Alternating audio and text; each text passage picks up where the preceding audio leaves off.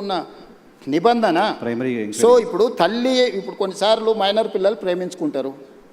వాళ్ళ ప్రేమ విషయం తల్లిదండ్రులకు నచ్చకపోతే తల్లిదండ్రులు కొన్నిసార్లు కోపానికి వస్తారు, కొన్నిసార్లు డిఫరెంట్గా వాటి మీద ఒత్తిడి తీసుకొస్తుంటారు. ప్రభుత్వం అనేది అసర్టైన్ చేసుకోవాలి కదా. దట్టు ఒక ప్రధానమంత్రి వచ్చే ముందల వచ్చిన 2 ఫిర్యాదులు, అక్కడనేమో హానీ ట్రాప్ అని బండి సంజయ్ కుటుంబం కేసు పెట్టింది, ఇక్కడేమో మైనర్ అమ్మాయి మీద లైంగిక దాడి జరిగిందని వీళ్ళు కేసు పెట్టారు. రెండింటిని పరిశీలించడానికి పోలీసులకు కనీసం 24 గంటలని పడితే వాళ్ళు ఇచ్చింది రాత్రిపూట. ఒక ఆయన 8 తారీఖు 5 గంటలకు ఇస్తే ఇంకొకరు 8 తారీఖు 9 గంటలకు ఇచ్చారు. 9 తారీఖు నాడు ఎంబడే మేము రంగంలో దిగి పోలీసులు మొత్తం తీసుకొని మొత్తం స్టేట్మెంట్స్ రికార్డ్ చేసి సెక్షన్స్ ఆల్టర్ చేసిన 9 తారీఖు. 10 తారీఖు నాడు ప్రధానమంత్రి మొత్తం నేను పర్యటనలో ఉన్న మొత్తం వ్యవస్థ ఉంది.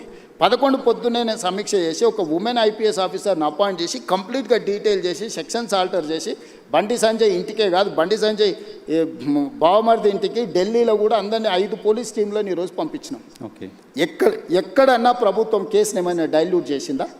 ఇప్పుడు కొడుకు నేరం చేస్తే తండ్రిని అరెస్ట్ చేస్తారా? నువ్వు చెప్పు. ఇట్లాంటి కేసులలో ఇప్పుడు కొడుకు ఏదైనా తప్పు చేసిండు అంటే బండి సంజయ్ని అరెస్ట్ చేయాలా? ఏం కోరుకుంటుండ్రు?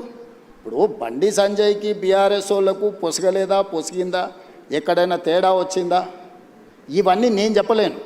కానీ ఆర్ఎస్ ప్రవీణ్ కుమార్ గారు వాలంటీర్ రిటైర్మెంట్ తీసుకున్న ఆఫీసర్, ఆయనే ఇన్వెస్టిగేటింగ్ ఆఫీసర్ అనుకుంటా. ఆయన ఐపీఎస్ కాదు, ఇప్పుడు is no more IPS officer. ఆయన రిటైర్ అయిపోయింది. ఓ గడీలకు వ్యతిరేకంగా కొట్లాడుతున్నాడు, ఇప్పుడు ఆ గడీల దగ్గరనే గులాంగిరి చేస్తున్నాడు. పోలీసులు బెదిరిస్తున్నారు బాధిత కుటుంబాన్ని. ఎవరికి అవసరం ఉందా? పోలీసు బెదిరిస్తే కేసు ఎందుకు కడతాము? ఇప్పుడు ఇది మినిమం లాజిక్. కంప్లైంట్ వచ్చినప్పుడే పోక్సో కేసు కట్టిన ప్రభుత్వం బెదిరించినట్ట, లేకపోతే బాధితురాలు పక్షాన నిలబడ్డట? ఇమ్మీడియట్గా అమ్మాయి స్టేట్మెంట్ను తీసుకొని ఆ స్టేట్మెంట్ ప్రకారం సెక్షన్స్ ఆల్టర్ చేస్తే మేము బాధితురాలు పక్షాన్ని ఉన్నట్ట, లేకపోతే అవతల పక్షాన్ని ఉన్నట్ట?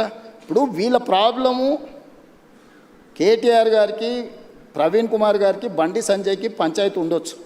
ఆ పంచాయతీ రాజకీయాలలో వాళ్ళు ఏమైనా తెలుసుకొని ఎవరినెవరైనా తిట్టుకొని ఎవరినెవరైనా కొట్టుకొని, ఇప్పుడు ఆయన ఎవరో వాళ్ళ ఎమ్మెల్యే తిట్టిండు, వాళ్ళు వచ్చి వీళ్ళని తన్నిండ్రు. ఆయన ఏమంటుండు, వాడు తిడితే నేను దాంతో నాకు తెలిసిన చదువు ఇదే అని ఆయన అంటుండు. నేనేమంటున్నా, ఎవరు ఫిర్యాదు చేసినా కూడా దానికి క్షుణ్ణంగా పరిశీలించి కేసులు కచ్చి చట్ట ప్రకారం శిక్షిస్తా అంటున్నా. ఇన్ని రోజులు బీఆర్ఎస్ వాళ్ళు ఏమన్నారు, మన బీజేపీ వాళ్ళు ఏమన్నారు, రేవంత్ రెడ్డి కేటీఆర్ను కేసీఆర్ను జైల్లో పెడతలేడు, వీళ్ళిద్దరు కుమ్ముక్కైనరు అన్నారు. ఇప్పుడు బీఆర్ఎస్ వాళ్ళు ఏమంటున్నారు, రేవంత్ రెడ్డి బీజేపీ వాళ్ళు కుమ్ముక్కైనరు, బండి సంజయ్ని జైల్లో పెడతలేడు. ఇప్పుడు కేటీఆర్కి సంబంధించిన కేసులు ఉంటే పద్ధతి ప్రకారం విచారణ ఛార్జ్షీట్లు ఫ్లైన్ చేసినాం. ఏసీబీ ఇప్పుడు నోటీస్ ఇచ్చింది కదా. నేను ఎవరి పట్ల, బీఆర్ఎస్ అయినా, బీజేపీ అయినా, ఎంఐఎం అయినా, ఇంకో రాజకీయ పార్టీ ఏదైనా, నా పార్టీలో ఉన్న వాళ్ళనైనా చట్ట ప్రకారం విచారణ చేసి, ఇది పిల్లల భవిష్యత్తుకు సంబంధించింది. వైఎన్ఆర్ నేను క్లియర్గా చెప్తాను, ఇది పిల్లలకు భవిష్యత్తుకు సంబంధించింది. ఏ చిన్న మిస్టేక్ విచారణలో ప్రభుత్వం చేసినా ఆ పిల్లల జీవితాలు పూర్తిగా దెబ్బతింటాయి. అది అమ్మాయి కావచ్చు, అబ్బాయి కావచ్చు. ఇప్పుడు ఆ అమ్మాయికి సంబంధించి 2 డేట్ ఆఫ్ బర్త్లు, 2 సర్టిఫికెట్లు ఉన్నాయని వాళ్ళకు ఫిర్యాదు చేశారు. నేను అసర్టైన్ చేసుకోవాలి కదా. ఇప్పుడు ఆ స్కూల్కి వెళ్ళాలన్నా, 10th క్లాస్ సర్టిఫికేట్ తీసుకోవాలన్నా, ఆ అమ్మాయి ఏ హాస్పిటల్లో జన్మించిందో హాస్పిటల్ నుంచి బర్త్ సర్టిఫికేట్ తీసుకోవాలన్నా, ఆ అమ్మాయికి సంబంధించిన ఆధార్ కార్డు తీసుకోవాలన్నా, ఈ 3 రకాల సర్టిఫికెట్లు సేకరించాలంటే పోలీసుల కనీసం 24 గంటలు పట్టదా? ఆ అమ్మాయి చదువుకున్న స్కూల్ ఎక్కడుందో ఫస్ట్ మేము కనుక్కోవాలన్నా, ఆ అమ్మాయి ఆధార్ కార్డు ఎక్కడుందో తీసుకోవాలన్నా, ఆ అమ్మాయి ఏ హాస్పిటల్లో జన్మించిందో వివరాలు సేకరించాలన్నా, ఇవన్నీ తీసుకోకుండా నేను ఎట్లా ఒకవేళ కేసు కట్టింది అనుకో, రేపు ఒకవేళ ఇప్పుడు వాళ్ళు చెప్తున్నాడు వాళ్ళ దగ్గర ఏదైనా ఆధారం ఉందనుకో, అమ్మాయి మేజర్ అని, నువ్వేమంటావు? బండి సంజయ్ మీద పడక వాళ్ళ పిల్లగాని మీద రేవంత్ రెడ్డి రాజకీయంగా ఎదుర్కోలేక పిల్లగాన్ని అడ్డం పెట్టుకొని రాజకీయాలు చేస్తుండు. ఇప్పుడు ఒక రోజు లేట్ కావచ్చు ఆధారాలు సేకరించడం, శిక్ష నుంచి ఎవరు తప్పించుకోలేరు. ఆలస్యం కూడా వివరాలు సేకరించడానికి ఇది ఆలస్యం అని కూడా నేను అనట్లేదు. మేము ఇమ్మీడియట్గా నోటీస్ ఇచ్చినాం, ఇంటికి గోడ కతికిచ్చినాం, పోలీస్ టీంలను పంపించినాం, ఢిల్లీకి పంపించినాం. మేము అన్ని రకాల ప్రయత్నాలు చేస్తాం. మేము హార్ష్గా బిహేవ్ చేయలేము. నేను హార్ష్గా నన్ను జైల్లో పెట్టిన కేసీఆర్ కుటుంబం పట్ల ఎప్పుడైనా హార్ష్గా వ్యవహరించినా? 28 నెలలు అయింది. నువ్వు ఎట్లా ఎక్స్పెక్ట్ చేస్తున్నావు? కేటీఆర్కు బండి సంజయ్ మీద కోపం ఉండొచ్చు, అదే పార్టీలో వాళ్ళకి ఎవరైనా మిత్రులు ఉండొచ్చు, బీజేపీలో. కవిత గారే ఏం చెప్పిండ్రు, బీజేపీలో విలీనం చేయడానికి హరీష్ కేటీఆర్ నా దగ్గర జైలు ప్రతిపాదన తెస్తే నేను తిట్టేలా కొట్టి నేను చెప్పిందా? అట్లా కాదు. అంటే విలీనం చేయాలన్నప్పుడు మరి బండి సంజయ్ ఏమైనా వ్యతిరేకించిండా వీళ్ళను? మీ పగ ఏంది బండి సంజయ్ మీద మీరేమన్నా కొట్లాడుకోండా. నేను ప్రభుత్వాన్ని నడుపుతున్నా, నేను సత్రం నడుపుతలేను. ఓకే. నేను ప్రభుత్వం నడిపేటప్పుడు బాధ్యతాయుతంగా వ్యవహరిస్తాను. నేను ఓకే. బండి సంజయ్కు మినహాయింపు లేదు, ఎవ్వరికి మినహాయింపు లేదు. ఇది పిల్లలకు సంబంధించిన విషయము. దీన్ని జాగ్రత్తగా వ్యవహరిస్తున్నాం మేము, ఓకే. ఆచితూచి వ్యవహరిస్తున్నాము. ఏ ముద్దాయి కూడా తప్పించుకోడు. నేను బాధిత కుటుంబానికి అష్యూర్ చేస్తున్నా, 100% ఈ ప్రభుత్వం బాధితులకు అండగా నిలబడుతుంది. ఓకే. తప్పు చేసిన వాళ్ళను తప్పకుండా శిక్షిస్తుంది. Right, sir. ఇందులో That's మీకు what is ఒక there. విషయము, డిసెంబర్ 31, 2025 కంటే ముందు జరిగిన సంఘటనలే ఫిర్యాదులు ఉన్నాయి.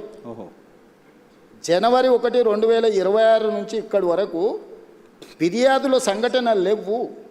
ఓకే. 4-5 నెలల క్రితం జరిగిన సంఘటనల మీద ఫిర్యాదు వచ్చినప్పుడు 4-5 నెలల కింద ఎక్కడెక్కడ సంఘటనలు జరిగిన వివరాలు సేకరించడం కొంత సమయం పట్టదా? చేయాల్సిందే. ఇప్పుడు నిన్న జరిగిందో మొన్న జరిగిందో, నిన్న మేము ఎక్కడో వెళ్తే మా మీద ఇట్లా దాడి జరిగిందంటే ఆ విచారణ వేరు.